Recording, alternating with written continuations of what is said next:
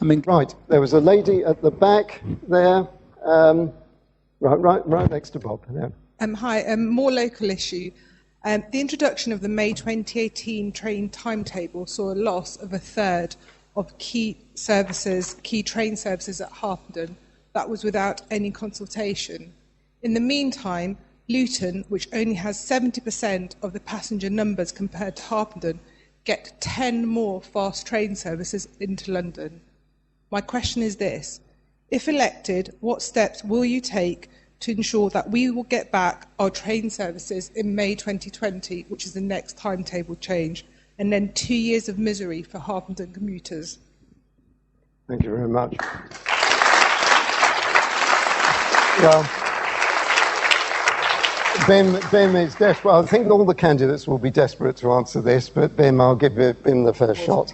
Thank you for that, Emily. Well, the first thing to say is when that timetable change was proposed, I was one of the first MPs to highlight to the Department of Transport that what they were proposing to do, or rather what they had allowed to happen, was not going to be a good idea and would potentially lead to huge problems. At that time, we were told that, look, actually, it was all too close. They apologized for the lack of consultation, but there was nothing they could do.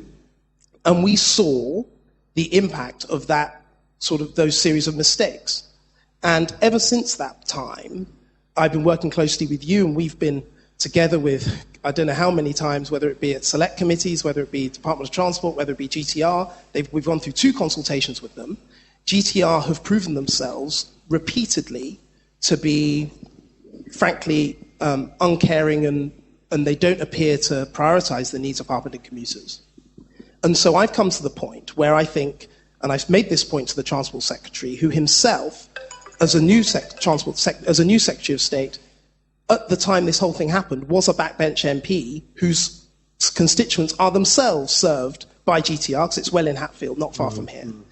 And I believe that we need to take the franchise off GTR, give it to somebody else to run, and that is how we will, at this stage, finally get the changes we need, because I've tried to work with these guys for 2.5 years, done everything I can, and they refuse to listen. And the last point, I'm sorry I've gone over, on Luton, is that the letter that I'm sure you must have seen that they sent us, explaining that Luton they weren't going to make those changes, effectively said, well, it would annoy Luton people to have their trains taken away, and that isn't good enough. Thank you. Kay and Sid. Thank you. Firstly, I think it's really important to be honest that sorting this mess out is not going to be immediate, because it really is an absolute mess. And it has been allowed to be a mess because of the fragmented system that exists in our railway services. So we have Thameslink blaming GTR, sorry, they are GTR. Thameslink blaming Network Rail, blaming the Department for Transport, blaming GTR. And it goes around in circles. And unfortunately, despite the fantastic work that local community groups have done, nothing has been changed. And really, the only way to make this work is to make sure that everything is integrated together so that we have a smooth operating system. This will not only allow us to take charge of where trains go and how frequent they are, but how much they cost. And for us, that's a massive issue for commuters. What's happening at the moment, there's going to be a 2.7% increase in commuter rail fares for a really shoddy service. And so for us, if we can take control of our railways and bring them back into public ownership, it means we can reduce regulated fares by around £1,000 per commuter per year, because that is what we think is an acceptable amount to pay. And it's really ridiculous that you can't get a decent train to London from Harpenden because they're all going to Luton. But we can't rob Peter to pay Paul. So we have to make sure that the system works together. And at the moment, it doesn't. Thank you very much. Thank you. Thank you, Sam. Hello, Emily. So I'm just going to listen to what the others have said so far. I was quite interested to hear that Bim was saying that he was the first MP to deal with the new timetable when it was first proposed. It was first proposed before Bim was an MP, so that must have been quite difficult to do. But obviously the timetable was a major disaster.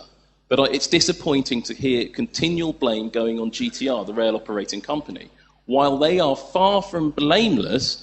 DfT have been a major part of this problem as well. Now, I think GTR probably should lose their franchise as well. They have been completely out of line on this. But the DfT have been the real blockage in this, and it was the Conservative run. Now, we've heard a mention of nationalisation there from Kay. Now, if we'd had a nationalised rail service during this problems, we'd have had Chris Grayling in charge of those problems, and I don't think that would have gone very well. So it would have been... And as for the fare rises, Kay's absolutely right, 2.7% is absolutely shoddy.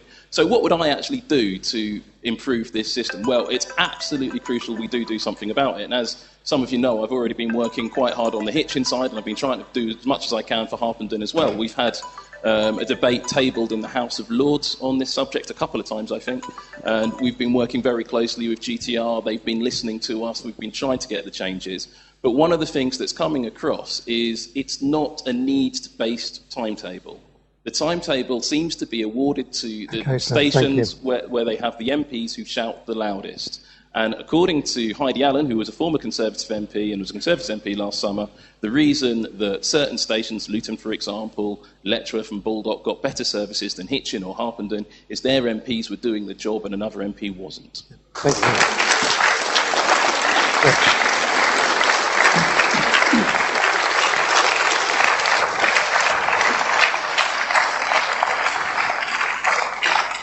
you.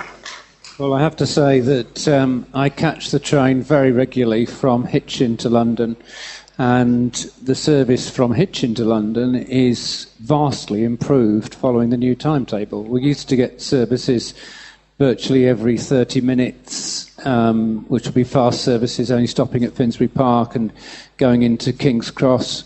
We now get services every 15 minutes during the day, off-peak, during the day, which most of which go City Thames Link, stop at St Pancras, but then carry on through either to Horsham or Brighton. The idea that somehow if this service was nationalised it would be a better service, well, some of us remember British Rail, and I used to travel on British Rail on dirty, filthy trains that none of the concessionary fares that we have now, you had to go to the station to buy your ticket, and you either got a saver, super saver, or an ordinary ticket, and that was it. That was what was on offer. I mean, the variety of tickets now is far, far greater, and the cleanliness of the trains is just no comparison. The problem, if you have a nationalised service, is that you're. Thank you very much, Dave. Thank you. Just to add, there is a view amongst industry experts that having separation between operations, i.e. people like Thameslink, and the track, Network Rail, the infrastructure, does cause serious problems in running a railway. So, and it is one of the things that the government, as Goan Commission, as chaired by Richard Williams, isn't it, has actually began to recognise, and who knows what's going to happen. So there may be something coming down, to use a pun, coming down the track. You never know. So one question is, following the recent devastating UN report on climate change, highlighting the lack of political action, what radical and potentially unpopular action is your party going to take to prevent climate change catastrophe? And what radical actions is your party contemplating? Start with Sam. I was a little bit confused about the question there, actually. Right. Well, there's two questions in there. There's two questions in there, but the main one is, what radical actions are your party proposing to try and deal with climate emergency? And it has to be radical? Absolutely. That means I can answer much quicker, because I can ramble on quite a long time about these. You've only got a minute, though. Yeah, exactly. So one of the ones I mentioned it before was the air passenger frequent flyer duty. Now, people don't like that. It'll affect me personally. Unfortunately, my professional life has seen me travel around the world quite a lot, and I'll have to pay through the nose for that. But that's the right thing to do, because we should all be flying less, and we should be deprioritising flying about the world. So that's one. Another thing the Lib Dems are proposing to do, and it's a policy I'm involved in working on and actually just working on around the edges, is to ban the sale of all combustion-engined cars by 2030.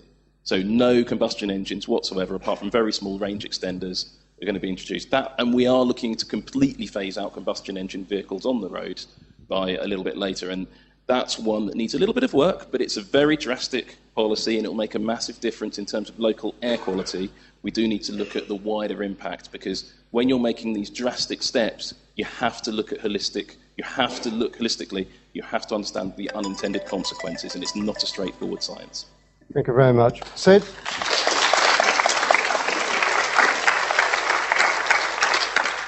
Yeah, I think a lot of this does relate to vehicles because what vehicles obviously do a lot of polluting, and we would introduce a diesel scrappage scheme so that the government will pay for diesel cars to come off the road for battery cars to replace them. We would also introduce compulsory that all new taxis and all new buses had to be battery operated to move swiftly to a situation where all taxis and all buses on the road are battery operated vehicles.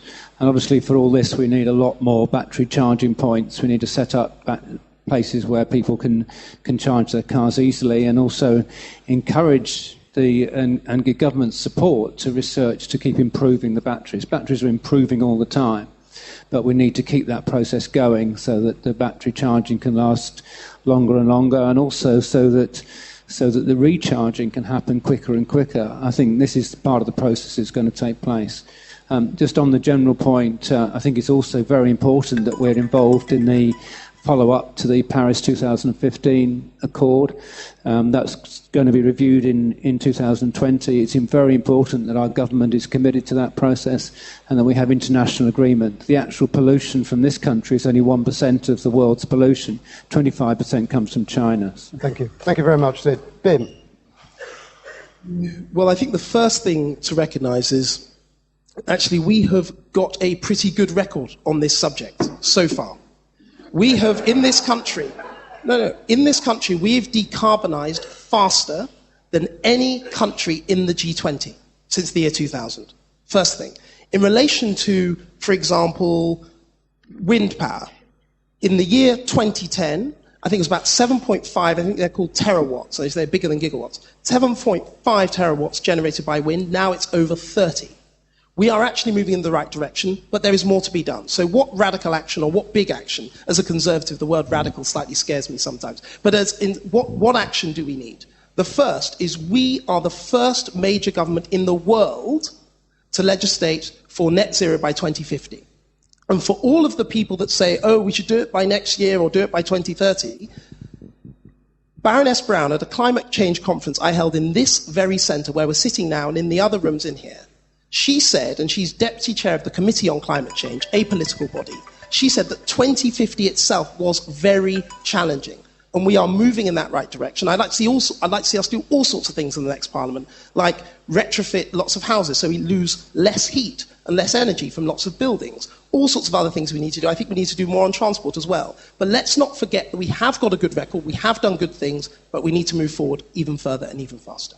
Thank you very much, Bim. Kay? Thank you. In terms of being radical, our manifesto has the most ambitious target for net zero carbon emissions, and that is 2030. And it's...